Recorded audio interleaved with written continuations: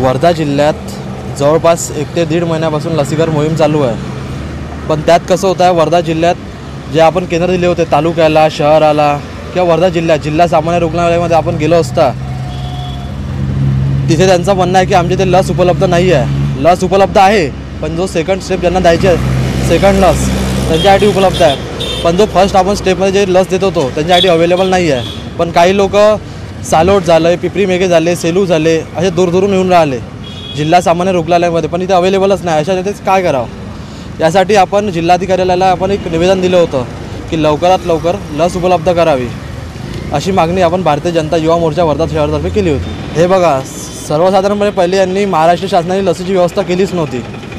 ज्यांनी पहिलेपासूनच त्यांचे सेंटर वाढवले असते तर तेवढी लस पटापट वितरित झाली असती। पण आता काय, यांनी सेंटर आता चालू केलं, जर पहिले चालू केले असते तर तेवढ्याच फास्टने आपण लस सगळ्यांना देता आली असती।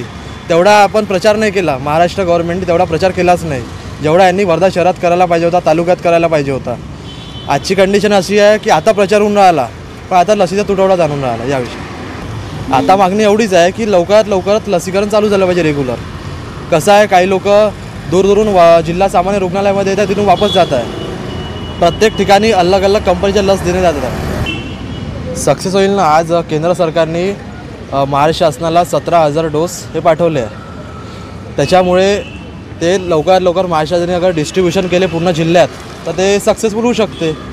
डिस्ट्रीब्युशन हे आपली महाराष्ट्र शासनाची जबाबदारी आहे ना। जरी महाराष्ट्र शासनाने जर परफेक्टली डिस्ट्रीब्युशन केलं तर ती जिल्ह्यात गावागावात लवकर पोहोचू शकेल। सरकारचं काम आहे पाठवणे, डिस्ट्रीब्युशन करणे महाराष्ट्र शासनाचं काम आहे। हे त्यांनी परफेक्ट रीतीने केले तर बरं राहील, लवकर लोकांपर्यंत लस पोहोचेल। नाही, केंद्र सरकारने पाठवले होते, पण सर्वात पहिले जेव्हा पाठवले तेव्हाच महाराष्ट्र शासनाच्या चुकीमुळे 6 लाख डोसे वेस्टेज गेले, त्यांची एक्सपायरी डेट निघून गेली होती। यांनी जर पहिले केंद्र लावले असते लसीकरणाचे तर ते लोकांपर्यंत पोहोचली असती। लोक खेड्या भागामधून येतात लस घेण्यासाठी आणि शहरामधून पण येतात लस घेण्यासाठी, तर त्यांना लस मिळून नाही राहिली।